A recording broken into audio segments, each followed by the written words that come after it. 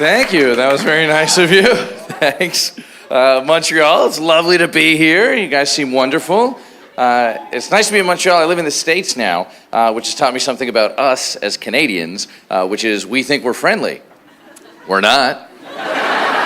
We're not. We're polite. That's a different thing. And it's manners that makes us Canadian. And I learned this actually in Montreal. This happened to me in Montreal. I had the difference between friendly and polite made crystal clear to me because I got challenged to a street fight in the politest way possible. I was walking down St. Catherine Street with four of my friends. This car pulls up, guy jumps out, he goes, "Hey, any of you guys want to fight one-on-one, no guns?" What? What? I mean, say what you will, but it is very polite to ask permission before you punch someone in the face. I was terrified. This guy was so, but I wanted to match his friendly demeanor, so I was like, well, I think I'm all right, but any of you guys want to throw down? Anybody want to go this guy? No, I think we're good for fighting, buddy. He was like, all right, have a nice night.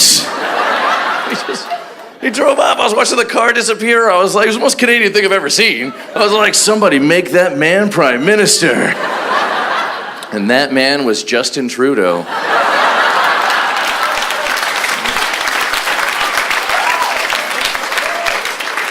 That was a true story until the end.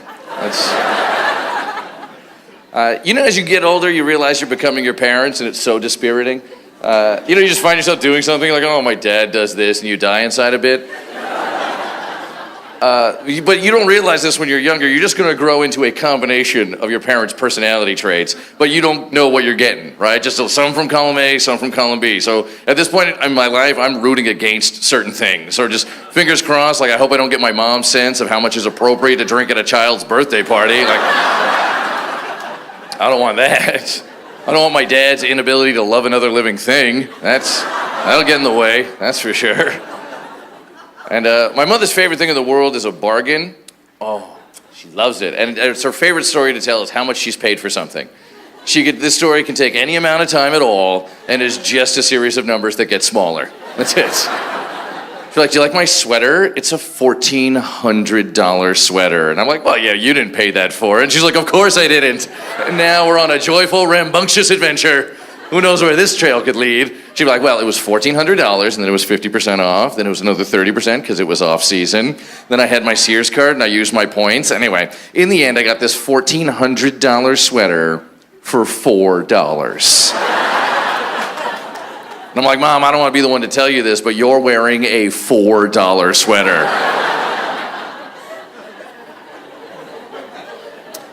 I like when you see people out on a date. This is one of my favorite things in the world. When you see a woman on a date and she's dressed up, she's got the dress on and the jewelry and the hair and the heels. She put 2 hours into this look. And she's with a guy who put maybe 4 minutes into what he's wearing.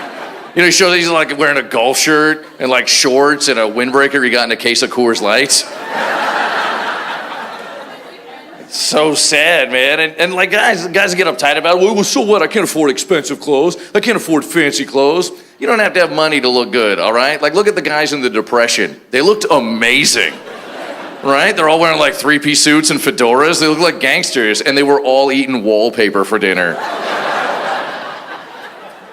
And if you don't have $800 for a suit, that's cool. I get that. Not everybody does. But if you don't have $800 for a suit, just come talk to me after the show, and I'll give you my mom's phone number, and she will hook you up for $12.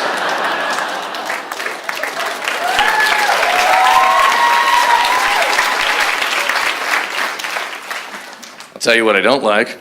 Dogs. Yeah, I know. I don't give a shit. Boo me all you want. I don't care.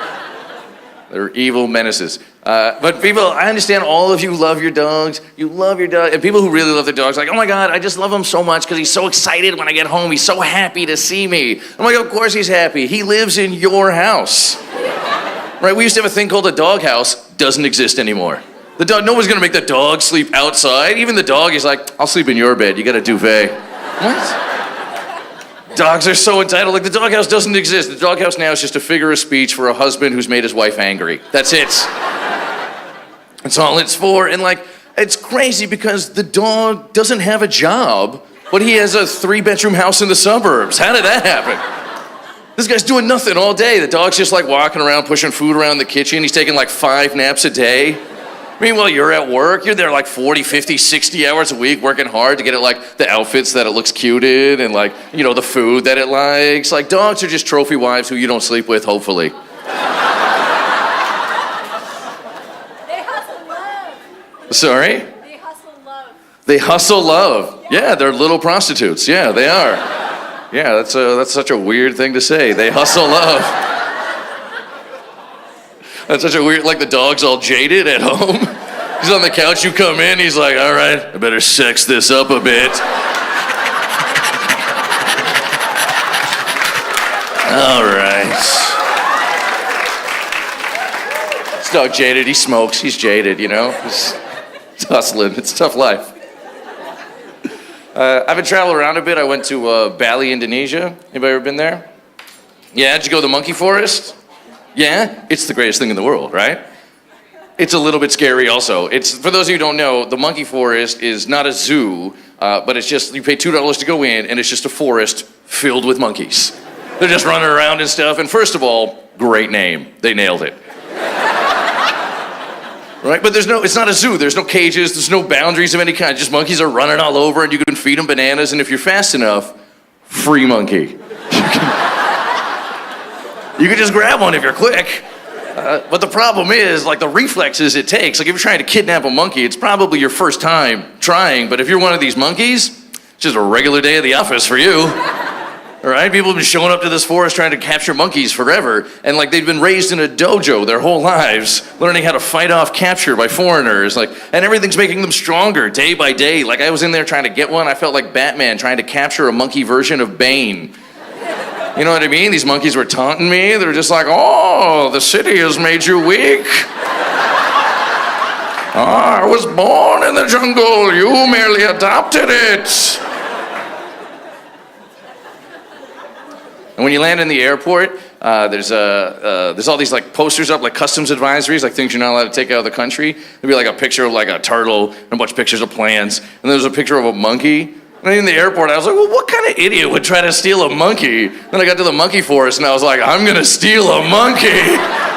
All right, you guys were lovely. Thank you so much. Have a great night.